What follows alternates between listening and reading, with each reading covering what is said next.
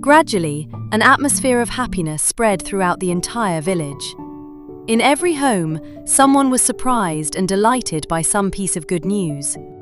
Days passed, and word spread across the village that good fortune seemed to be arriving from every direction. After seeing that everything in the village had truly changed for the better, the girl began searching for the Angel of Sorrow so she could tell him all about it. She now wore nice clothes and shoes. She searched her room, looked behind her house, and then ran all over the village, filled with excitement and joy. But he was nowhere to be found. Slowly, her happiness began turning into worry. She started going from house to house, asking, "Has anyone seen the Angel of Sorrow?" The moment people heard that, they became upset and tried to reason with her. "Don't make the same mistake again. All the prosperity we've received will be ruined if he comes back." But the girl wasn't willing to listen to anyone. She went to every house asking about the Angel of Sorrow, receiving nothing but scoldings in return. Even so, she never stopped. She ran all across the village, searching for him far and wide. But he was nowhere to be found.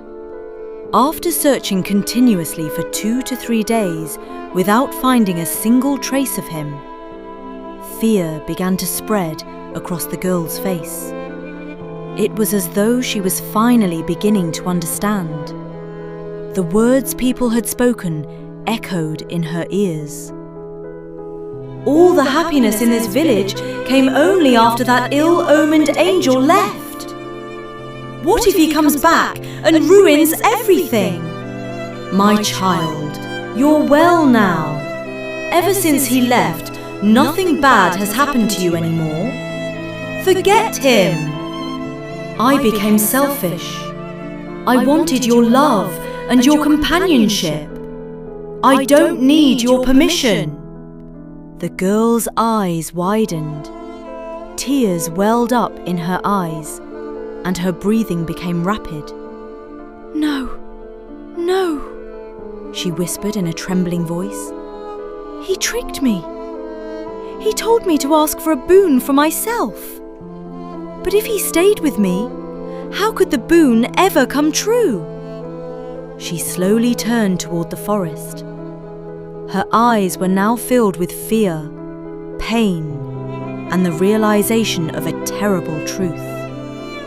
At last, she understood the price of that boon that the Angel of Sorrow had to pay. Softly, she murmured to herself, "What have I done? He's gone. I let him go. He asked for my permission, and I gave it." Then she began running through the forest like someone possessed, desperately searching for him. "No, please don't leave. I didn't mean to send you back into loneliness. Please don't go back into the darkness." She wandered through the woods, calling out to him again and again. "Come back! Where are you? Please, I don't want you to be sad, alone, and rejected." At last, she knelt down, placing both her palms on the ground, with her head bowed. She wept. "You gave us everything. You gave me everything. We are all blessed with happiness," she cried, her voice growing faint. "And you are lost. You are lost in the very place I brought you away from." She rose to her feet and ran deeper into the forest. She cried out, "I made a mistake by not understanding this before asking for the boon. I am so sorry." Only one image kept flashing through her mind. The Angel of Sorrow, standing alone at the edge of the forest, gazing toward the village with hopeful eyes, where no hope awaited him. She continued searching for him, but he was nowhere to be found. The tears would not stop flowing from her eyes. No matter how desperately she searched, she could never find him. A day passed. When she didn't return home, the entire village began searching for her. They searched throughout the village first. When they couldn't find her there, everyone rushed into the forest. After searching for 7 long days, they finally found her, unconscious, deep inside the forest, far away from the village. They carried her home and called a doctor to treat her. 2 days later, she regained consciousness. Her family and everyone in the village were overwhelmed with joy. They hugged her and wept. She cried too when she saw them all, but no one knew the true reason behind her tears. As time passed, she slowly accepted that the angel of sorrow was gone, so that she could be happy, and that he would never return. She was truly happy with her own comfortable life and the happiness of everyone around her.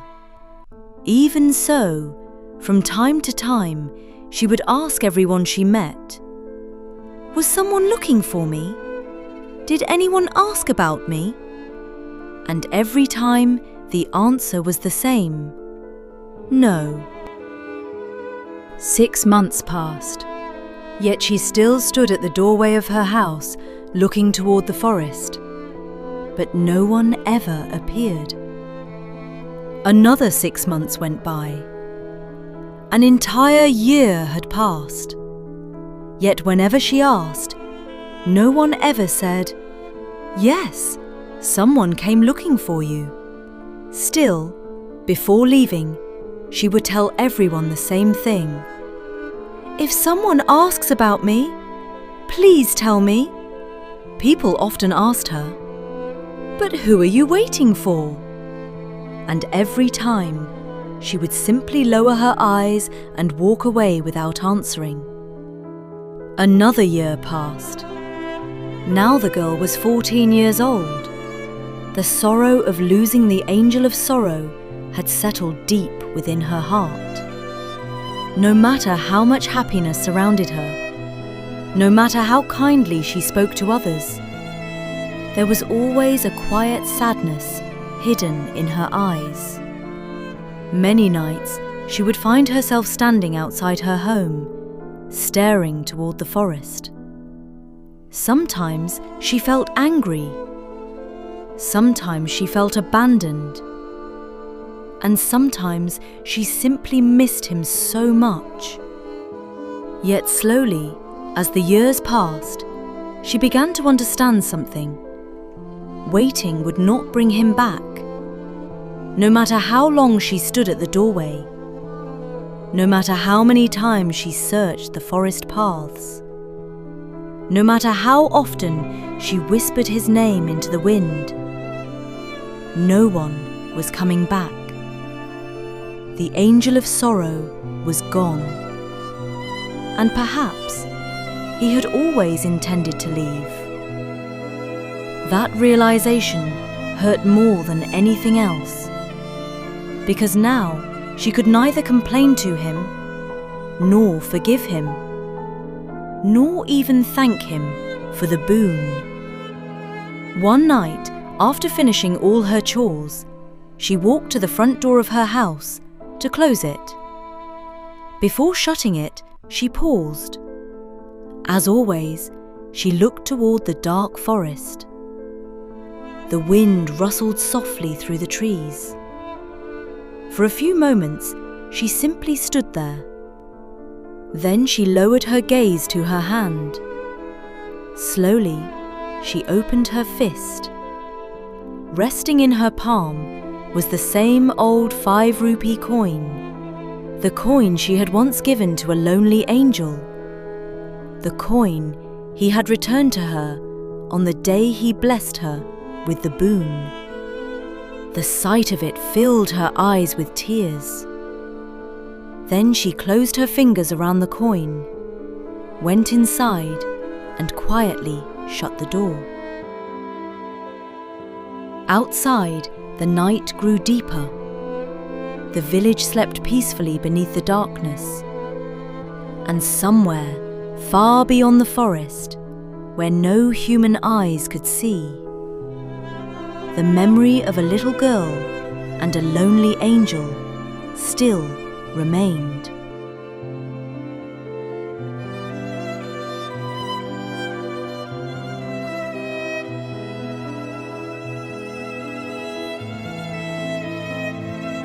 One morning, the girl came out of her house carrying a bucket full of clothes. She was 16 years old now. As she turned to leave, she suddenly saw the angel of happiness and joy standing before her, looking into her eyes with a warm smile. But the girl remained silent. There was no expression on her face. The angel of joy gently patted her head with affection and asked, "How are you, little one? Your studies are going well, aren't they?" The girl looked at him and asked, "You never told me. Where did your friend go?" The angel's smile disappeared immediately. He slowly lowered his hand from her head, dropped his gaze, and replied, "That is not within my authority, my dear." The girl looked at him carefully. "Do you have any idea why your friend isn't coming back to me?" The angel of joy lowered his head even further. "No," he answered quietly. The girl stared at him for a moment. "You're a liar," she said. The angel looked up at her in surprise. The girl continued, "I know why your friend isn't coming back." The angel remained silent, looking into her eyes. "He isn't returning because he's frightened of me now." The angel's eyes widened slightly. The girl continued in a calm but firm voice, "Whenever you see him, tell him this." She paused. "If we ever meet again, it won't end well for him." The threat made the angel's eyes widen even more. He stood there, completely astonished by what he had just heard. Without saying another word, the girl adjusted the bucket of clothes and walked away. The angel of happiness and joy remained standing exactly where he was, silently watching her walk away, his face filled with amazement.